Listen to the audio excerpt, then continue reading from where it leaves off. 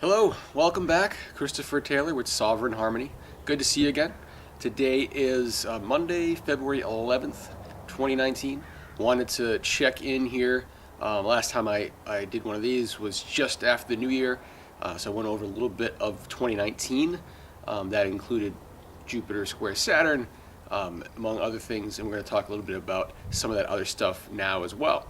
But I wanted to do this video today, number one, because I'm going out of town for a while. I won't be back. I'm in Oceanside, California right now, but I won't be back until probably the first week of May at this point. So wanted to get one out to talk about Mercury retrograde coming up on the horizon here. We got a little ways to go for it, but just for a nice little preview.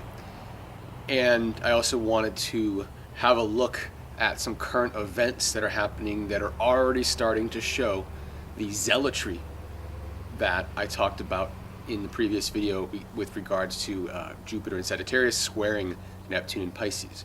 Okay, but first we have today, again it's February 11th, and the next couple of days Mars is conjunct Uranus. So it's only a 2 or 3 day transit here, but this is an important one because if you remember from a few videos ago, and I'll talk about this again today, but Uranus entered Taurus last spring, back into Aries again in the fall, and now it's about to exit Aries for good, meaning we won't see it again in our lifetimes. It takes about 84 years for Uranus to go around the zodiac. So when it enters Taurus in early March this year, right around the time Mercury goes retrograde, it's going to be the last time it's in Aries for our lives, okay? And so this is the final conjunction of Mars and Uranus, which only happens about once every 2 years. It's the last conjunction of these two in the sign of Aries, okay? So it's pretty important, and especially because this point, within a degree or two of this point where they're meeting at the last degree of Aries, is squaring where the lunar eclipse that we had, that I talked about in the last video, the lunar eclipse that we had in January, okay? And so that lunar eclipse was at 0 degrees Leo, okay? And that was around January 20th, 21st. And so the point that's squaring that is where Uranus was roughly around there at that time as well, and now Mars is now meeting Uranus right there. So it's igniting the energy of that lunar eclipse, okay? And so the energy of that eclipse has a higher chance of coming through during this time, okay, right around this time. And so that energy of that eclipse is all about surprise, okay? Surprises, and sudden changes and rises rises in acclaim, and things like that as well with the Leo energy, okay? So look for some surprises this week especially, okay? Could be interesting. Mars Uranus is a very volatile energy, and I actually just did a podcast that aired today with Melissa LaFera, and that's Energetic Principles. So if you're not familiar with Energetic Principles, you can also find her site as well. But we talked about Mars-Uranus conjunction in relation to this eclipse as well. So that's something else you can check out. Okay. So look for some potential volatility this week. All right. Nothing to get too worried about though. Now, talking about 2019 so far, before I talk about the Mercury retrograde coming up. So what I mentioned in the New Year video was Jupiter Neptune, this square. This is a mix of very ungrounded kinds of energies, very expansive kinds of energies. So the potential for embellishment and even lying is very, very strong, and things that are unrealistic, etc. And the growth of that kind of thing. And we can kind of see how this in this zealotous expression of ideas without any real grounding, okay? And hard to prove things. Everything's kind of fuzzy and confusing, and it's hard to know what's true and what's not true. And we can see a couple of things happening right now. One, if you've been paying attention, in the last week or so, I think it was last week, Cortez, the New York congresswoman, she put forth what's called the Green New Deal, okay? Which sounds nice and warm and fuzzy and good on paper and everything else, but when you actually look into it, it is pretty filled with zealotry. It's kind of wishful thinking kinds of aims, like for example, completely eliminating fossil fuels by 2030, which is only about 10 years from now. So that would be great if we could, sustain, society as we are and not have to deal with that. And obviously, there's hidden technologies like Tesla technology styles, any kind of over unity devices that produce more energy than they use, all the things that we're not allowed to know about. If that could theoretically come in really quickly, sure, let's do that. But under current circumstances, it's a very overreaching kind of a goal. And there's several examples of that in that paper. So it's not to judge it one way or the other, just to say that it fits the energy of this Jupiter square Neptune, where it's ungrounded ideas put forth in a way that promotes a lot of zealotry and kind of belief systems being put forth. Another thing that's happening, again, no judgment right or wrong, is what the U.S. is doing in Venezuela right now. So if you're not familiar with that story, someone was elected, Madero, I think his name is, something like that. He got elected, and then all of a sudden, another person on the other side of the political spectrum says, hey, no, I declare myself president, which is a strange thing to do in the first place. And then, of course, the US and the UK and others are supporting this person that just declared themselves president, not the one that was voted in. Of course, you can look at both sides of it and agree or disagree. That's not what I'm here to talk about. I'm here to talk about the fact that pushing an agenda that's kind of, where it's confusing and the facts are kind of all over the place and we don't really know what's true is another expression of Jupiter square Neptune. So this is the kind of energy we can expect for most of this year. A lot of confusion, a lot of disagreement because, one person's hard cold fact and another person's hard cold fact are a complete contradiction. And it's hard to know exactly which one is true, or if they're both true, and how can that be, right? And so it can be a confusing year. So look for more of that, and I think the more that we can take a step back and try not to judge or take sides, the easier it is to allow this kind of energy to come through and pass. Okay, it's when we start taking a side with an energy like this that we become, enraged with zealotry as well. Okay, and that's not something that we want to do. It's not in our best interest, okay? But anyway, just wanted to mention that because that's happening right now. So we have, again, the triggering of the lunar eclipse from late January happening this week with Mars conjunct Uranus and finishing Uranus in Aries. That's happening right now. We also have some examples of Jupiter square Neptune that's going to be with us till the fall of 2019, so for a good chunk of the year, so just pay attention to that. And then I want to talk about just these final movements of both Uranus, which is moving into Taurus, like I said, but also Chiron, which will be moving permanently into Aries. So just like Uranus last year, Chiron left Pisces, went into Aries for a little bit, and then in the fall moved back to Pisces. Now it's entering Aries again here. I believe it's this week. Yeah, and late, like the 8th, I think it's like today's the 11th. I think it's within a week from now I think it is about a week from today, that Chiron will enter Aries and be there for about 6-7 years or so. And then shortly after that, on March 6th, Uranus enters Taurus, where it will be for about 7 years or so. So two big shifts that we got a preview for in 2018, but now we're going to sink into them here into 2019. Okay, and with Uranus and Taurus, a lot of what I would have talked about before, this is a time of grounding those kind of ideas and impulses that we've been getting since about 2010. So I know like for me, that is around the time when I started doing a lot of this work, and I haven't really dug my feet in as far as making it as much of a business as I would want it to be. Okay, and so it's been hard to find the grounding with Uranus in Aries. Now that it enters Taurus, this is going to be an opportunity for people to ground unusual ideas, unusual methods into practical applications. And since we have Saturn in Capricorn as well, it's a really nice mix of Earth energies that really makes 2019 into 2020 a time of grounding and getting real, which is interesting because of the Jupiter-Neptune that's happening. That's why it's in our best interest to not take sides, not fight the fight, but kind of watch it unfold when it comes to the zealotry going on back and forth, and just focus on what we can build in reality, not in a fantasy world of what we want to happen. Okay, that would be my advice anyway. So that's Uranus and Taurus. With Chiron going into Aries, it's interesting. With Chiron and Pisces, we were kind of during that exact same period from about 2010, 2011, right up until now.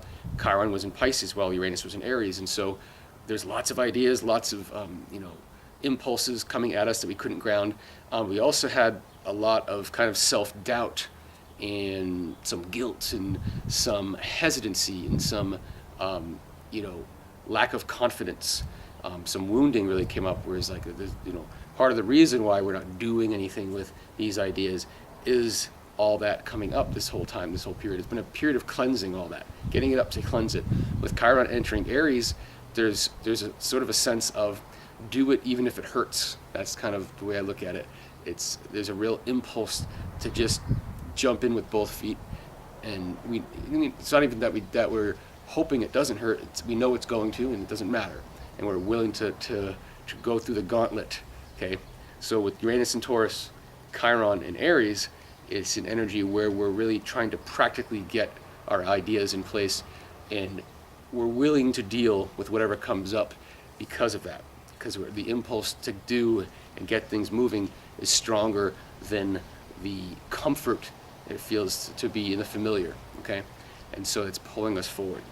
So I see it as a positive shift with these two outer planets, asteroids, etc., that are moving into new signs. And so that's, again, in the next few weeks this all happens. So that'll be with us for the rest of this year and then all the way until the mid-2020s. All right. Now, the last thing I'll talk about here is Mercury retrograde. So I like to cover the retrogrades. This year, 2019, we don't have Venus retrogrades or Mars retrogrades to talk about, which we had both in 2018. So we just have the Mercury retrogrades, and we've got one coming up here in March. We'll have another one in July and another one in most of November. Okay, but I'll just focus on this one right here coming up in March. And then when I come back in town early May, I'll catch up with you. We'll see where we're at as far as the energies moving, etc. And how many more examples of Jupiter square Neptune come up between now and then. Okay, but with this Mercury retrograde, it's going to happen entirely in the sign of Pisces. Actually, it will go retrograde at 29 degrees Pisces and back to about 16 degrees. So the zone in your chart between 16 and 29 degrees Pisces, the second half of Pisces basically, that's the zone that's going to get, give us an opportunity for some reorganization, rethinking, etc. All the things Mercury. And so the actual retrograde starts March 5th, when it will be at 29 degrees Pisces. That's the day before Uranus enters Taurus for good. It's going to back to 16 degrees Pisces March 28th, and then it'll move forward again. But the shadow zone, so when it first enters 16 degrees Pisces, that starts on February 19th, I believe. So, and that's right around the time when Chiron enters Aries. So it's interesting. The shadow for the Mercury retrograde happens within a day or so of Chiron entering Aries finally, and the actual retrograde starts right around when Uranus enters Taurus. So there's a little connection there, all right? And so February 19th-ish, that's when Mercury's in the zone. March 5th, it goes backwards through the zone. March 28th, it goes forward through the zone one last time. And by, I think, April 16th, mid-April, just before Easter, I think Easter's the 21st this year, that's when we'll be out of the Mercury phase. And so Mercury retrograde in Pisces is kind of open. It's an open energy. It's our minds are kind of opening. And with the Jupiter square Neptune in Pisces, already that energy of confusion and of possibility and whatnot, we are kind of tapping into our intuition to figure out what's true and what's not, because again, it's difficult to tell out there. And so it's more about going inward for our own answers with Mercury retrograde in Pisces, and getting our own perspective, our own overview of the world events, our own lives, etc. So it's a very introspective retrograde, even though retrogrades are introspective anyway, but in Pisces it's much deeper and much more profound. Okay, and while Mercury's doing this retrograde, it's going to make aspects to a few planets that'll last a little bit longer than normal. So usually a Mercury aspect is a day or two. but we have aspects that last 6-7 weeks sometimes when Mercury's retrograde. That's because it'll make the aspect, go backwards, make the aspect again, come back a third time, and then it's finally off.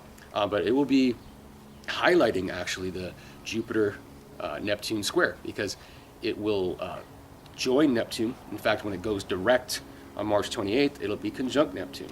Okay, but it's going to join Neptune while squaring Jupiter, so it's going to activate that ongoing Jupiter-Neptune square, which is why it's related to what we just talked about here with Jupiter Neptune. So confusion out there, introspection in here. So we're not looking outside for answers so much in March. We're looking right inside, and so going a little bit deeper. And it's also going to make a sextile to Saturn as well as Pluto. Okay, and so this is a very grounding kind of aspect of what the Mercury retrograde is going to be doing. So it's a kind of a combination of the wishy-washy, ungrounded, the conjunction Neptune is squared to Jupiter, but also that's the sextile to Saturn and Pluto in Capricorn. This really helps us to get real about our dreams. That's a really good way to put it. Okay, and the reason why we're able to get more real with our dreams is because we're going deep inside ourselves instead of going to the outside where it's confusing, and everybody's got conflicting advice, and everyone has their own projections and opinions, and it's just hard to, no one really knows who we are on the inside like us. And so this is just going to be a great time in March to do that introspection, find the answers for ourselves, and go forth in the springtime here once it goes direct on the 28th of March. So April will be a very opening kind of energy where we'll have more confidence in our inner knowing. Okay, and at that time we'll have Uranus and Taurus, Chiron and Aries, ready to go. So it's kind of a new chapter opening up with the old chapter that's been going on since 2010, 2011, shutting down a little bit. And so we're transitioning. We can take what we learned in these last 7-8 years or whatever it's been, 9 years even in some cases, and move forward with a sense of newness and confidence in our own inner voice, what we know is best for us. Okay, so anyway, if you have any questions, let me know down below, and thank you for joining me. Also, just be on the lookout for more examples of this Jupiter square Neptune. I think the Mercury retrograde period in March will bring up a lot more, just because it's going to be joining those two planets, Mercury that is, and so play with it, have fun with it, be the observer, and see it from a detached perspective, so we don't get involved, we don't take a side and use judgment, but just see the dance happening, see the zealotry on both sides, and realize that it's just the energy playing itself out, and it's not really anybody doing it. It's a great quote by Carl Jung that says people don't have ideas, ideas have people. And I think it's a perfect quote for Jupiter in Sagittarius squaring Neptune in Pisces, because the zealotry isn't really that individual. It's what's driving the individual. And that individual is really just being used by that intention, by that energy, by that belief. So it's not really that person concocting the ideas. It's them playing out the energy of the ideas. Okay, so if we look at it that way, it helps us be in less judgment, helps us to enjoy the process a little bit more. So anyway, I will be back again probably early May. Feel free to contact me if you'd like. Other than that, enjoy wherever you're at. Enjoy here the weather is pretty nice today, but it has been a little bit rainy off and on. Not that we can complain in Southern California, but enjoy whatever you got going on in your space, and I will see you again next time. All right, thanks a lot.